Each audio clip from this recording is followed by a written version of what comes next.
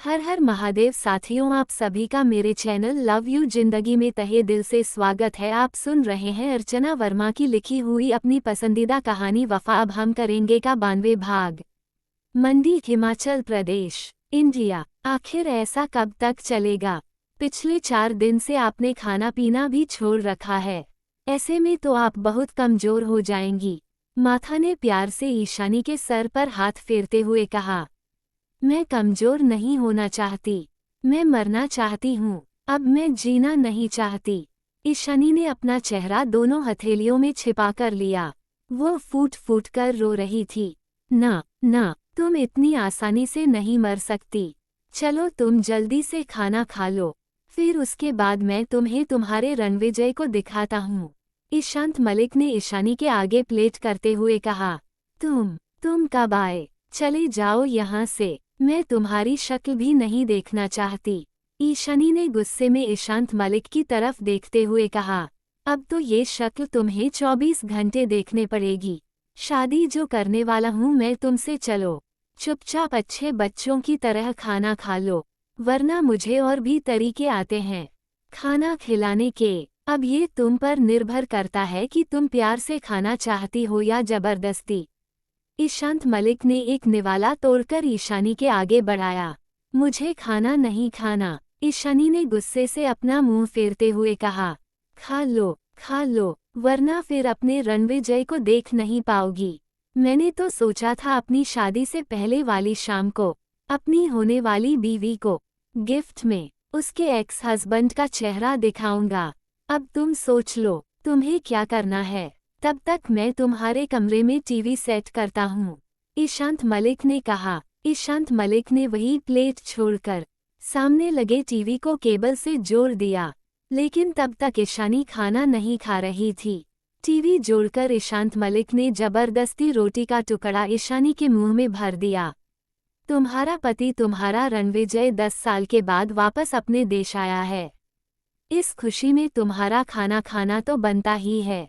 भले ही मिठाई ना खाओ, मिठाई तो हम तुम्हें उस दिन खिलाएंगे जब पूरा राणावत ग्रुप हमारा हो जाएगा। ईशानी ने मुंह में भरे हुए रोटी के टुकड़े को जमीन पर थूक दिया। ईशांत मलिक ने गुस्से से ईशानी की तरफ देखा। उसने ईशानी को तमाचा मारने के लिए अपना हाथ उठाया ही था, फिर जाने क्या सोचकर हाथ नीचे कर लिया। नो नो नो, अभी मैं तुम्हारे इस मासूम चेहरे पर कोई दाग नहीं दे सकता, क्योंकि मुझे तुम्हारी जरूरत है। आज तुम्हारा पति प्रेस कॉन्फ्रेंस कर रहा है, कल हमें करना है, इसलिए इस चेहरे का हरा भरा रहना बहुत जरूरी है, ईशांत मलिक ने ईशानी के चेहरे को छूते हुए कहा। गुस्से में ईशानी ने अपना चेहरा दूसरी ओर घुमा लिया। ईशांत मलिक कुटिलता से हंस दिया। जानना नहीं चाहोगी कि वह क्या कहने वाला है? लो मैं ही बता देता हूँ। तुम्हारे घर वालों ने बताया है मुझे कि आज वह तुम्हें अपनी एक्स घोषित कर रहा है और लापता होने की सूरत में पूरी संपत्ति अब परसों दिन ट्रस्ट में चली जाएगी। उसके पहले ही कल हम आज रणविजय के मुंह से तुम्हारे डिवोर्स के बारे में खबर पक्की होने के बाद शादी करके कोर्ट से अपना हक ले लेंगे। उसने रिमोट का बटन दबाकर टीवी ऑन कर दिया। सामने रणविजय प्रेस कॉन्फ्रेंस कर रहा था। रणविजय ने मुझे खोजने की कोशिश नहीं की और तो और उसने अपनी जिंदगी का भी पता नहीं लगाया। इस तरह से कैसे अपनी जिंदगी का हक किसी और को दे सकता है? उसे तो अपनी जिंदगी के प्यार का भी बंटवारा पसंद नहीं था। सर झुकाए ईशानी सोच रही थी, अब आपके बिजनेस से जुड़े हुए सारे सवालों के जवाब हो गए तो मैं एक अपना पर्सनल मैटर आप लोगों से शेयर करता हूँ। मैं जल्दी शादी करने वाला हूँ, रणविजय ने कहा। 12 सालों के बाद जब रणविजय की आवाज़ ईशानी के कानों में पड़ी तो ईशानी की आंखों से बेहिसाब आंसू बहने लगे। सर कितनी जल्दी, मतलब कितने सालों के बाद?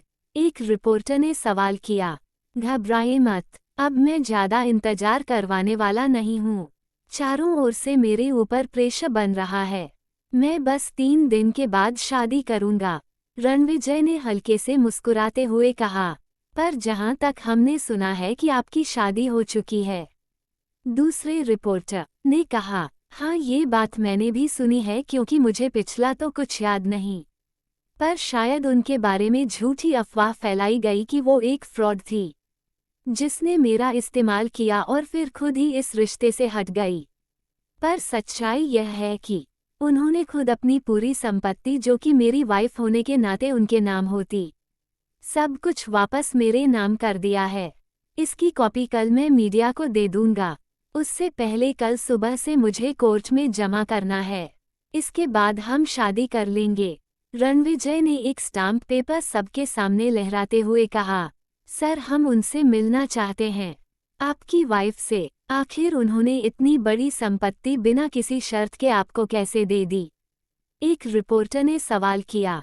क्योंकि वह मुझसे बहुत प्यार करती है और प्यार में कोई शर्त नहीं होती। बस कल शाम तक का इंतजार कीजिए, वह भी हमारे साथ ही हैं। पर कुछ प्रॉब्लम के कारण हम उन्हें मीडिया के सामने एक्सपोज नहीं कर सकते। उम्मीद करता हूँ कि आप मेरी बात समझेंगे। That's all. और रही बात उनसे मिलने और उनकी तस्वीरों की, तो शादी के समय जितनी मर्जी आए उतनी तस्वीरें ले लेना।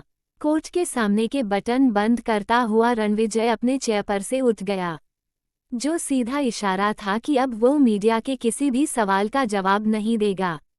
सारे रिपोर्टर पीछे से सर सर करते रह गए और रणविजय आगे निकल गया। पीछे रणविजय के इस बयान से आदित्य का भी दिमाग घूम गया। इसमें अचानक से यह क्या कहा? हमने तो सोचा था कि ईशानी के तलाक के पेपर को हम एक्सपोज करेंगे, ताकि ईशानी अपने हक के लिए आगे आएगी, लेकिन इसने तो ईशानी को सीधे से ही किनारे कर दिया। ऐसा क्यों? इस स्कॉलर के हस्बैंड के दिमाग में क्या चलता है, हम एवरेज स्टूडेंट नहीं समझ सकते। आदित्य ने गहरी सांस छोड़ते हुए सोचा, चलना नहीं है क्या तुझे, या फिर अपनी भी दूसरी शादी अनाउंस करनी है? सोच ले, मैं अनाउंस कर दूंगा, बाकी अंजलि तुझसे निपट लेगी। आदित्य को रुके हुए देखकर रणविजय ने पीछे मुड़कर कहा, क्यों बेवजह मार खिलाता है यार? समझदार आदमी एक ही गलती बार बार नहीं करता। आदित्य तेजी से रणविजय के पास आया।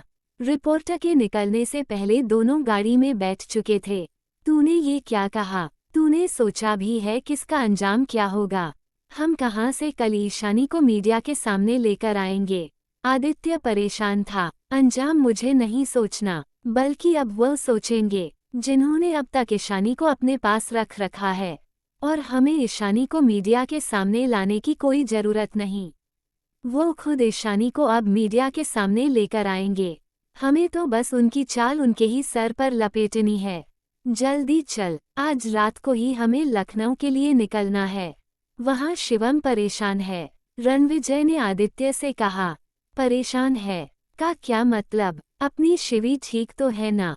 आदित्य ने पूछा। उसने कुछ नहीं बताया, पर यह कहा है कि हम जितनी जल्दी हो सके आकर जिंदगी को यहाँ से ले जाए, इसलिए मुझे ये सब करना पड़ा, बिना किसी को बताए हुए।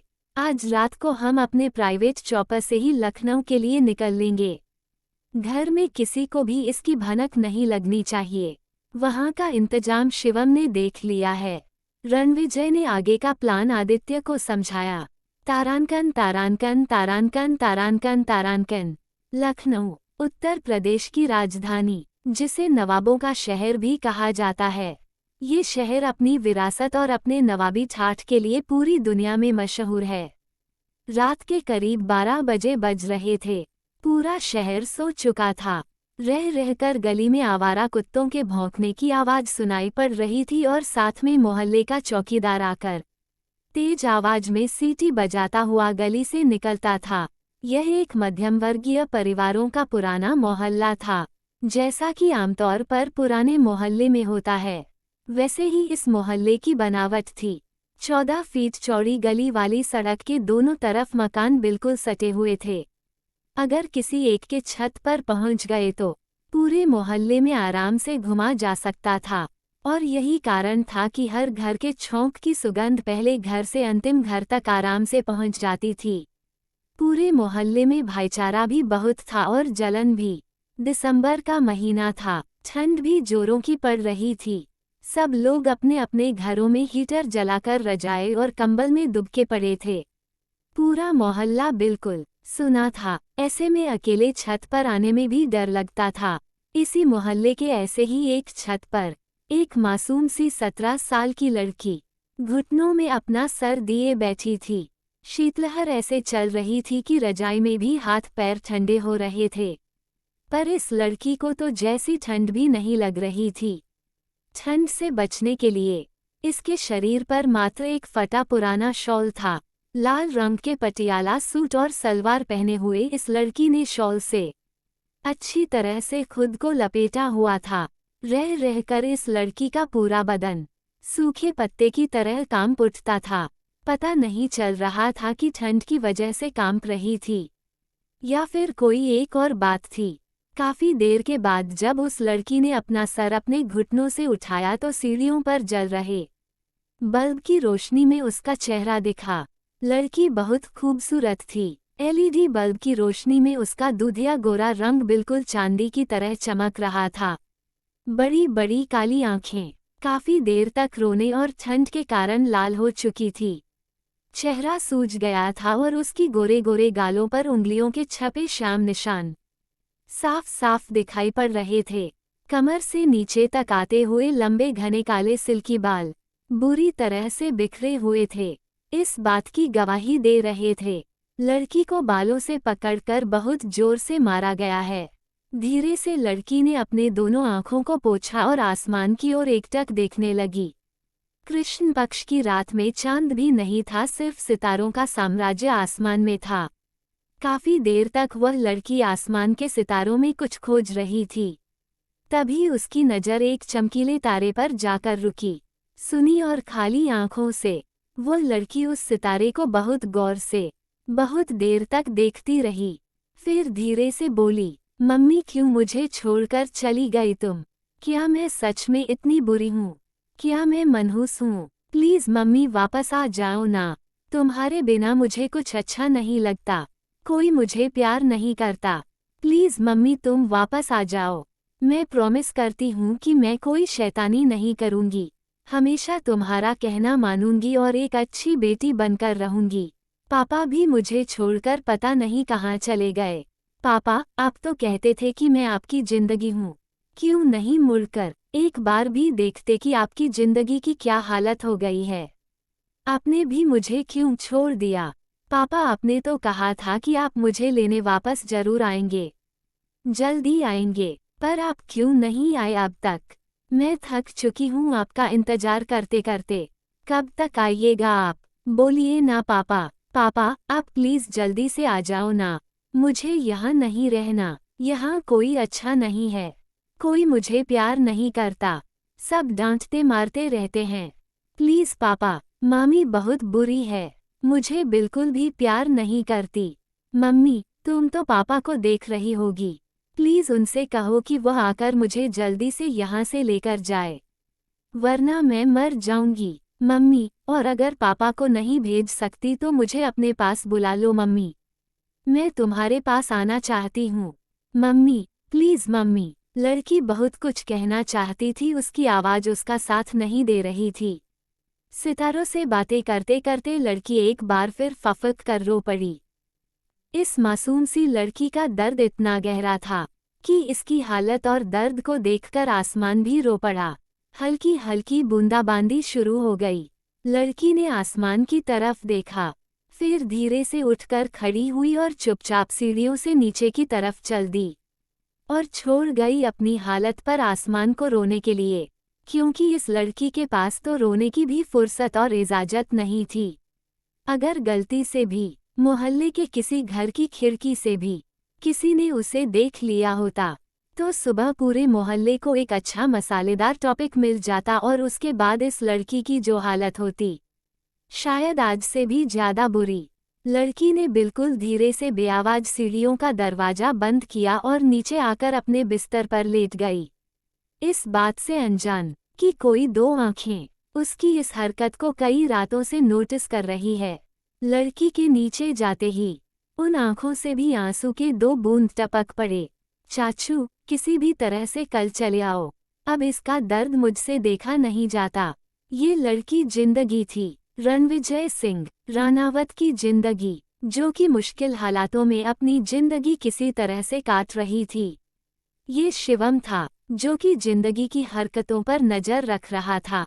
कल सुबह यहाँ भी धमाका होने वाला था और इस धमाके से अनजान सब लोग अपने अपने घरों में चैन की नींद सो रहे थे। आखिर सुबह क्या धमाका होने वाला था, यहाँ पर जानने के लिए बने रहे अगले भाग तक। तब तक के लिए वीडियो को लाइक और चैनल को सब्सक्राइब करना मत भूलिएगा। खुश रहिए, स्वस्थ रहिए, मस्त रहिए और यही यूट्यूब पर मिलते हैं अगले भाग के साथ। हर हर महादेव।